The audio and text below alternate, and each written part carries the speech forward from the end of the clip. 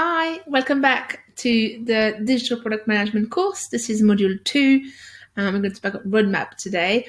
The videos are going to be quite short, but I hope you'll walk away with a very handy tool in the product roadmap template. So we are here, Module 2. Hopefully you've done the first part, which was the strategy and the problem statement, because that is really going to help you build your roadmap. So if you haven't, I would suggest you pause here and then go back to Module 1 before coming back to this one. Few outcomes for today and for the session for this particular module, really about the framework and understanding how to use it and to really get familiar with the framework and the different fields and information to fill in, to be able to break down the experience of the product into specific features that add value to users and understand what adds more value and how then to prioritize based on value add. And as I said, I have a very visual tool to justify and validate resources that you need to deliver. So what is a product, you may ask? And that's probably the first question to ask before we go into more detail. So a product solves a problem, really.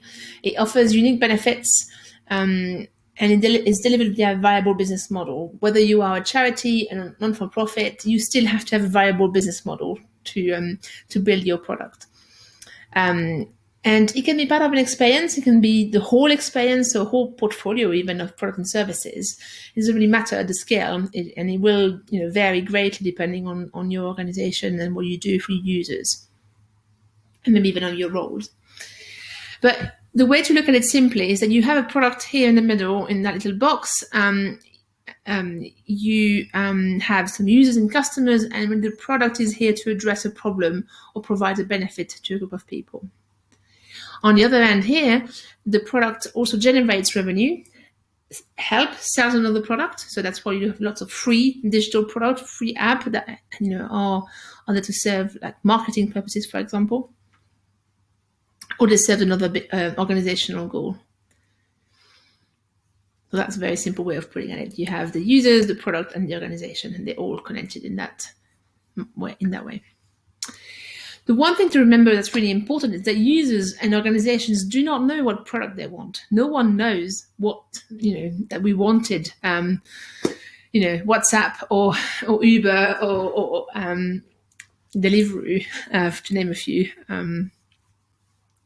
But we know what result we wanted. And it is our job to build the product to provide people with results that they want.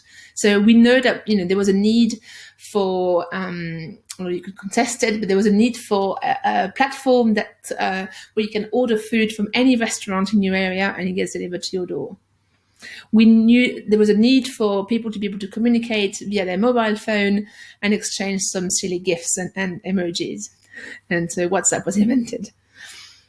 So this is why we exist as product people, is to be able to understand the need and then respond to it by an experience and a product. But no one goes out and say, I want to invent Facebook or I want to invent WhatsApp. I hope that's clear. So what is a product roadmap? This is a template that I tend to use. It's very simple and hopefully self-explanatory, but I'll go into more detail in the practice session and go line by line in terms of the different fields here. Really, a roadmap is a high-level actionable plan with all the major releases for your product, because it's not a project where you start and then you have an end. It's a product, it's a living thing almost. It never really ends. It should be goal-driven, not feature-driven. So that's really important. So you need to understand why you're doing things. It's very strategic. It's not a backlog. It's not a project plan. It's not a to-do list. It's a very strategic tool. And so you should be really working on it as a collaborative effort and very inclusive, of your team.